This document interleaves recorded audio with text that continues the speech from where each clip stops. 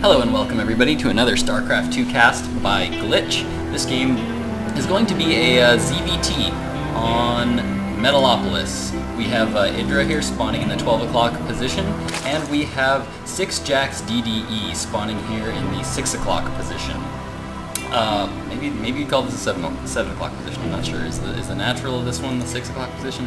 I don't know. Anyway, sixjaxDDE has spawned down here, and EGIdrA has spawned up here. Oh man, I've got so much other stuff to talk about today. For one thing, subscribers. I'm starting to get so many subscribers now, and I get so excited when I have subscribers. It's super exciting for me. I never really thought I would have like subscribers. I really just started doing this just for fun. But not only do I have subscribers, today one of my videos got posted on the SC2 Casts app. So if you guys don't have that, go check it out and then look for my game, because it's just awesome. Or, I mean, if you want, you could just watch it on YouTube. But, I mean, it's on the SC2 Casts app! How cool is that? Oh, I'm so excited to have that there. Oh, man, I'm so excited.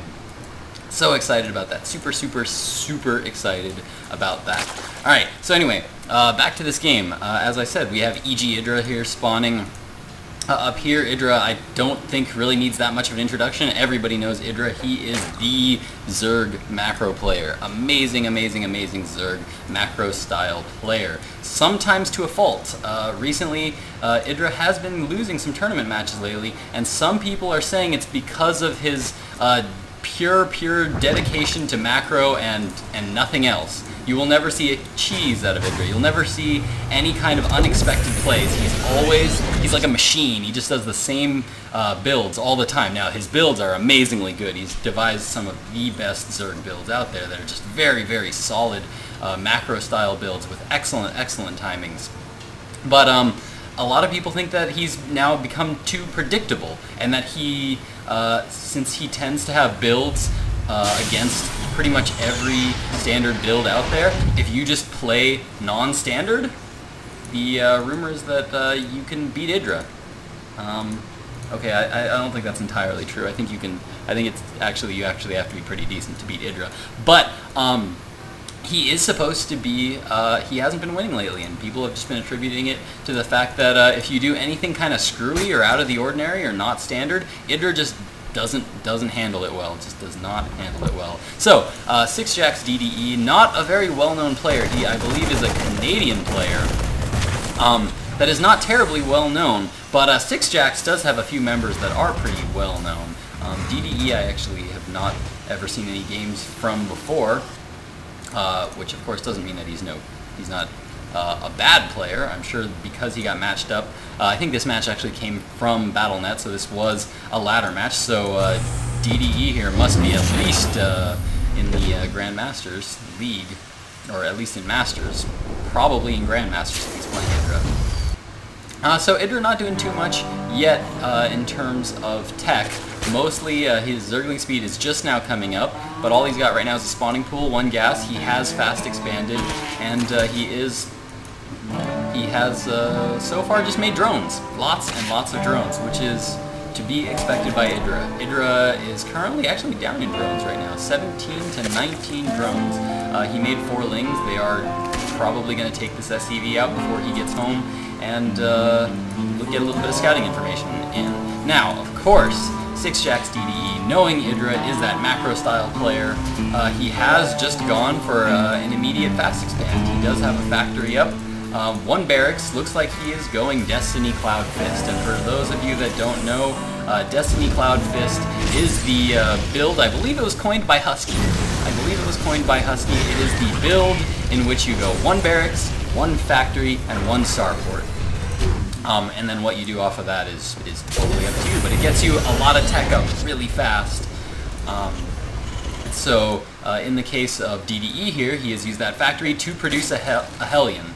He is doing some add-on swapping down there, which I wasn't quite able to catch what exactly he's doing yet. I will go check it out in a minute. I was hoping that this Hellion was going to come in here to do a little bit of damage. This Hellion is trying to skirt around this ramp, trying to see if he can't sneak by, but this Spine, I think, is going to deny any chance of that Hellion getting by. Any single Hellion getting by, anyway. If he sends a few up there, he might be able to get a few past and get some juicy drone kills in, but I don't think that is going to quite happen with just the 1 Hellion, who is now just sitting out here for good scout.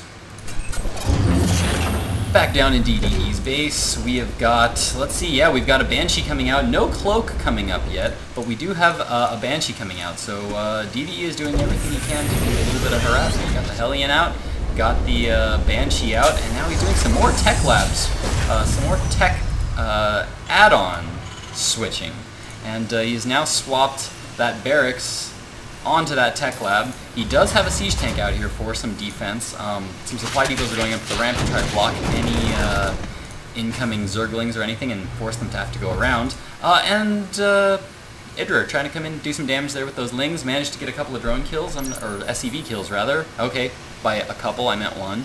So he got one worker kill. Not bad, not bad.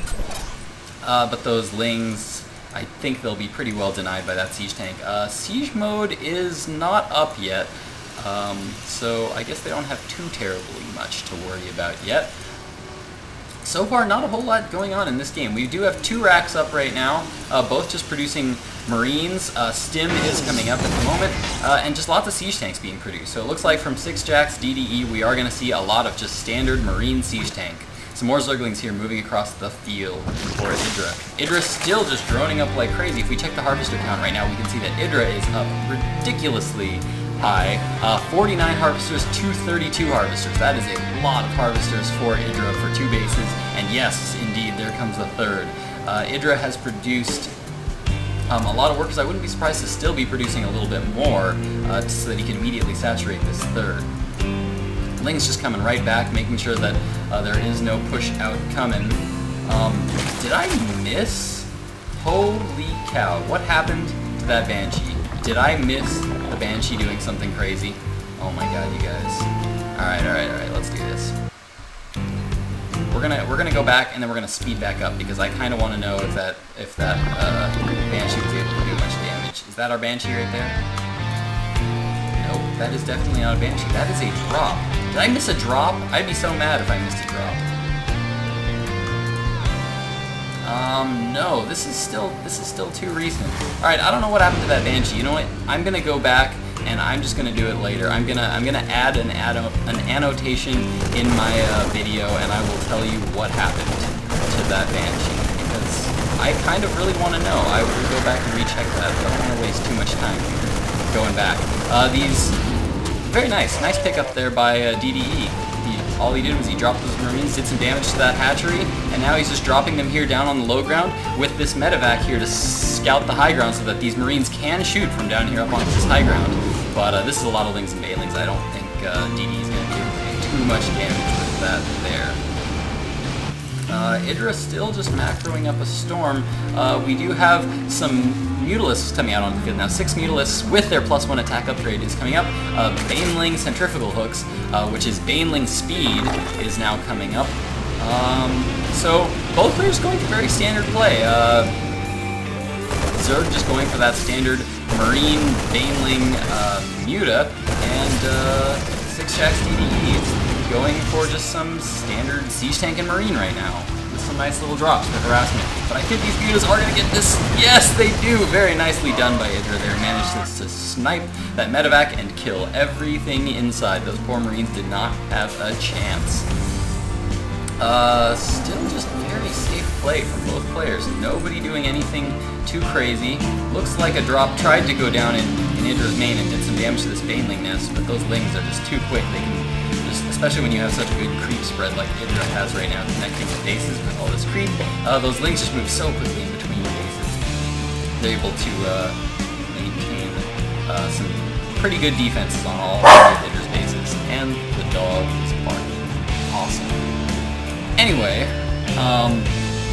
lots of siege tanks here for sixjaxDDE. He's probably, since he knows that this third has gone down, I wouldn't be surprised to see him push out pretty soon. He's got a good number of Marines here. He is building some missile turrets. Those will be able to defend from those Mutas while he's away from his base if he does decide to push forward. And the Mutas here moving in from EGIdRA to try to see if they can do some damage. So far, nothing too terribly exciting, guys. I don't know what to tell you right now. There's not a whole lot going on. I was hoping for a crazy game here, but so far there's not a whole lot going on. Okay, I spoke to you soon. Lots of Marines moving in right now. Just a few Marines stimmed. Interesting move there by sixjaxDDE. That it's kind of a nice move. It kind of gives the impression to the Zerg player that the Marines have stimmed and are moving towards them pretty quick, but doesn't steal too much energy from your medevac to heal them back up. That's kind of a nice touch there by DDE, because it would have been all too easy for him to just push that control group and just stim the whole group of Marines. But that was kind of nice there. A nice little touch of control there from DDE. Workers now being transferred. I'm not really sure why. I guess just because the name is being mined out. These Mutalisks coming in trying to do some damage, but there is now a Thor up for sixjaxDDE. The Thors do splash damage to tightly clumped units, so if those mutas are to do any damage, they will need to spread out a little bit and maybe try to use, oh man, I forgot the name of it now. The magic box, that's it. He's got a magic box, those mutas, over this Thor. The magic box is where you just move command your mutas just past the Thor, and just as the mutas pass over the Thor, you push S to stop them in their tracks. That will allow them to stay very well spread out. I would not be surprised to see EGIdrA utilize that here in this upcoming engagement here. A lot of Lings and a lot of Banelings on the field right now, and EGIdrA is just macroing up a ton of Lings right now, trying to do a lot of damage. Moving in before these siege tanks were able to siege up. These Banelings back here chasing away all the Marines while these Mutalisks come in and just decimate the tank count. So a lot of tanks there taken out by EGIdrA. So excellent play there by EGIdrA, managing to catch those siege tanks off guard before they could siege up and do much damage.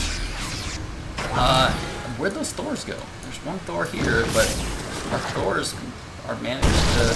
Did they retreat? These Marines moving in, they are going to get this base, I think. Oh, but that is a lot of Banelings moving in there. DDE trying to split his Marines as best as he can.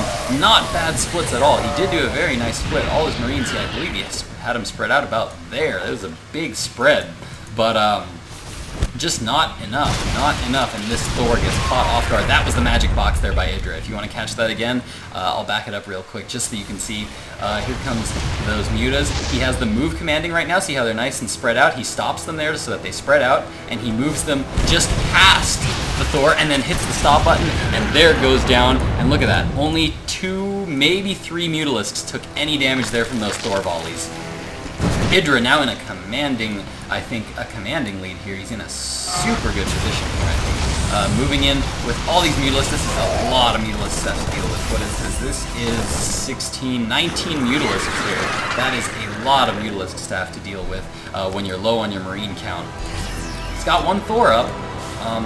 Man, I'm really disappointed in myself for missing those other 2 Thors. I don't know what happened to those other 2 Thors. I'm assuming they got killed by all the Lings and Banelings that moved in around as those mutas sniped those siege tanks. But man, I am not on point today. Sorry about that, guys. EGIdrA here moving in to try to do as much damage as he can. Another very nice magic box there by EGIdrA to try to come in and take out these Thors. Banelings and Zerglings doing a lot of damage to everything going up here. There is a turret down, but it is just not going to be enough to hold off this many Mutalisks, and it's GG from sixjaxDDE. That's tricky to say. sixjaxDDE GG. There is a game 2 to this series. There's a second game. These were played on Battle.net, but there is a second game to this series, so I will be casting that right now to see if sixjaxDDE can come back and try to claim his revenge. In a moment, guys.